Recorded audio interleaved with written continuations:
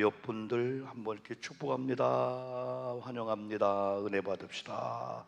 인사해 주는 거예요. 네, 그래요. 네,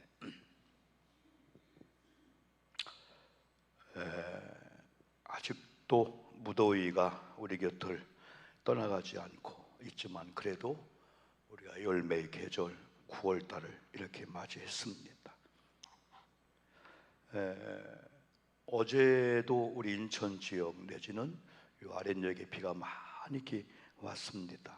그러나 같은 나라고 참 적은 땅 같은데 강원도 특별히 강릉 쪽에는 108년 만에 이런 가뭄이 없어 저수지가 마르고 막 다 말라서 주민들이 고통을 당하고 있다 합니다.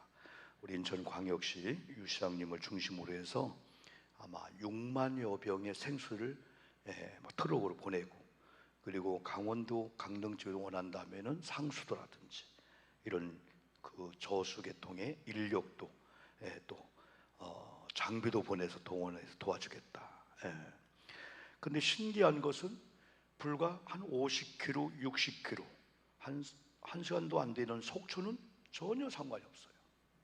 원래는 제가 이제 내일부터 목요일까지 중부위원회 2026년 목회 계획 세미나 가려고 다 했는데 여러 가지 여건이 안 되어서 또 제가 9월 말이나 또 10월 말에 또 계획이기 때문에 이번에 안 가는 걸로 이제 포기하고, 속초에 가 있는다면은 강릉이 바로 옆인데 얼마나 미안하겠어요.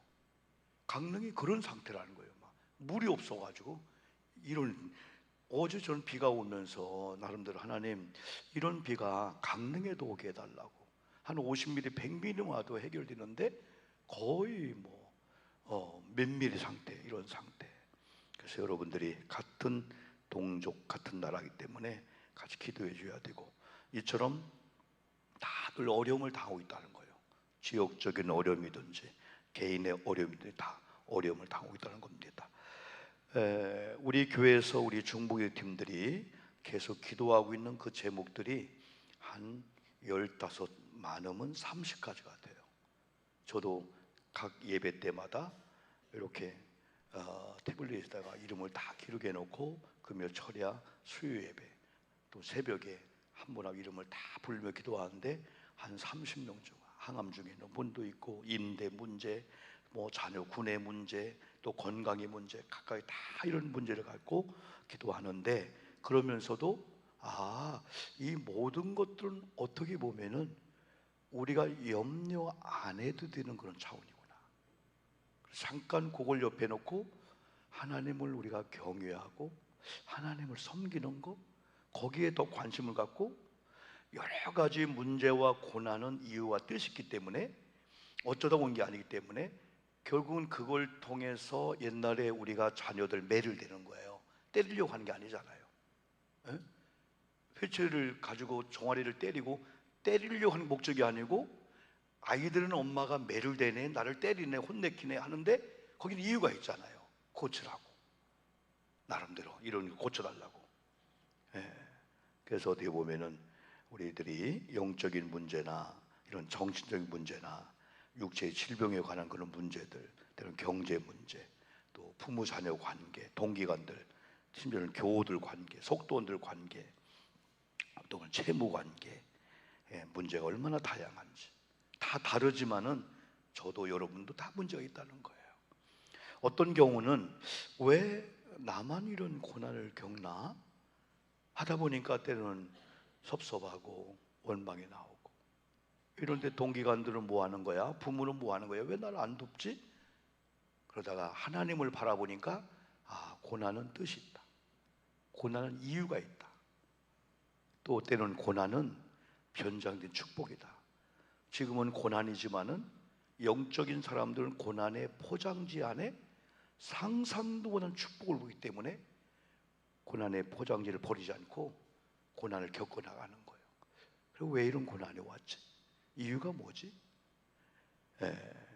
그래서 우리 크리스찬들은 어떻게 해야 할까요? 라는 질문 앞에 성경적인 우리가 답을 여러분 합니다. 우리는 그럼에도 불구하고 문제를 극복하고 해결하고 사는 사람이 있는가 하면은 그냥 넘어지고 실패한 삶을 사는 사람도 있습니다. 성경에 위대한 사람들은 고난을 안 겪은 사람이 아닙니다. 우리와 비교할 수 없을 정도로 상상할 수 없는 고난을 당했는데 워낙 하나님을 경외하는 게 되었기 때문에 고난에 무너지지 않고 이 고난을 통해서 하나님 경외하고 신뢰하고 사랑하는 관계를 더 강화시킨 거야. 그런 나중에 고난을 통해서 간증이 되고 기적이 나게 돼요. 그게 바로 오늘 본문의 욥이라고 하는 사람입니다. 그래서 첫 번째 한번 욥기에 나오는 욥을 한번 보자는 거예요. 욥이 어떤 사람이었나? 욥이 어떤 고난 당했나? 이 고난 가운데 욥이 어떻게 대처했나? 우리가 욥기 1장 안 했지만은 1장 1절로 5절 보니까 욥이 이런 사람이었구나. 우스 땅에 살고 있었답니다. 그런데 1절에만 온전하고 정직하여 하나님을 경외하며 악에서 떠난 자였다는 거예요. 얼마나 아름다워요. 그에게는 10 자녀가 있었는데 아들이 7명이고 딸이 3명이었답니다. 그리고 3절에서는 그의 소유가 양이 7,000마리, 낙타가 3,000마리, 소가 500결이, 암나귀가 500마리. 얼마나 많은 종이 있던지 종도 많았다. 종도 많았다. 이 사람은 동방 사람 중에 가장 훌륭한 자라고 욥기 1장 3절에 기록했어요. 그러면서 가정에 얼마나 하나님을 잘 섬기고 가족, 자녀들끼리 우애를 지켰는지 4절 보니까 한번 4절 읽어봅시다. 우리가 이런 모습을 좀 본받아야 돼요. 그의 아들들이 시작. 그의 아들들이 자기 생일에 각각 자기의 집에서 잔치를 베풀고 그의 누이 3명도 청하여 함께 먹고 마시더라. 이거예요. 오늘들은 잘 안 모여요. 부모님을 중심으로 모이는 것도 옛날에는 모이면 하룻밤 자고 명절, 요즘은 어지간하면 그냥 가요. 또 핵가족식으로 모이게 되는 거예요. 그런데 우리에게 주는 교훈이에요. 가족은 모여야 되는구나. 조카든 사촌든 아들이든 자꾸 모이는 게 좋은 거구나. 이게 이유에는 막론하고 뭐 거리상으로 여건이 많이 있겠지만은 어쨌든 부부가 모이고 자꾸 모이고 흩어지는 게 하나님 뜻이 아니야. 특별히 이 교우들 관계나 이 가정의 관계는 하나님의 뗄래야 뗄 수 없는 정말 중요한 관계야. 기분 나쁘다고? 아니야. 부부 관계나 자녀나 며느리 고부 관계는 어느 날 기분 나쁘다고 나 떠날 거야. 아니, 이건 극복해야 되고 살해야 되고 자존심 상해도 그냥 잘못했습니다 빌면서 해야 되니 공동체라는 거예요. 그러나 실패한 사람들은 가지고 떠나지 뭘. 여기만 교회인가? 뭐 여기만 가정인가? 여기만 직장인가? 절대 안 돼요. 어쩌다 우연히 만난 게 아니고 하나님의 계획 가운데 만났다면은 권태기가 오고 어려움이 오면은 극복해야 되지. 내가 가서 미안하다고 하지 뭘. 내가 양보하지 뭘. 우리 크리스천은 얼마든지 그렇게 할 수가 있어요. 근데 더 아름다운 것은 5절입니다. 5절. 이걸 우리 영적인 가정들이 본받아야 돼. 왜 우리가 욥과 다를까? 한번 읽어봅시다. 그들이 시작. 그들이 차례대로 잔치를 끝나면 욥이 그들을 불러다가 성결하게 하되 아침에 일어나서 그들의 명수대로 번제를 드렸으니 이는 욥이 말하기를 혹시 내 아들들이 죄를 범하여 마음으로 하나님을 욕되게 했을까 함이라 욥의 행위가 항상 이러하더라. 아멘 합시다. 아멘. 이겁니다. 잔치가 다 끝난 다음에 엄마 안녕 계세요 막 뭐 싸주고 흩어진 게 아니고 이제 본론이다 이거예요. 이게 본론이라는 거예요. 그래서 번제를 드린 거예요. 10명의 아들들이 7명의 아들들이 돌아가면서 딸도 했겠죠. 그때마다 여기 보니까 욥이 그들을 불러다가 성결하게 하되 아침에 일어나 그들의 명수대로. 이야, 나는 이 말씀을 읽을 때마다 이게 가능한가 이게. 그냥 이렇게 우리는 예배 편하게 드리잖아요. 구약 시대는 송아지나 염소를 잡아서 하나님께 드리는 거예요. 10마리를 잡았다고 보세요. 그러면 욥을 위해서, 욥의 아내를 위해서는 안 했을까? 이야, 하나님을 경외하고 하나님을 신뢰하다 보니까 정상적으로 FM대로 예배를 드리는 거야. 억지로, 어거지로가 아니고 하나님 앞에. 얘들아, 왜? 혹시 너희들 죄를 졌을까 봐서. 죄의 결과가 무서운 걸 욥이 알았기 때문에 그냥 흩어지면 안 돼, 그냥 헤어지면 안 돼. 다 와 하면서 마치 축복에 안수하듯이 하나님 이들을 성결케 하소서. 그래서 우리 가정도 명절날 되면은 파송식을 합니다.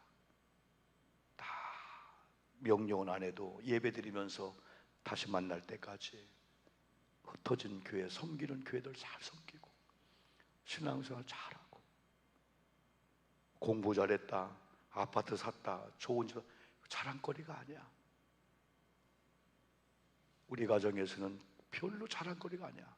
신앙생활 잘하는 거, 교회생활 잘하는 거, 이게 최고의 박수고 최고의 자랑인 거예요.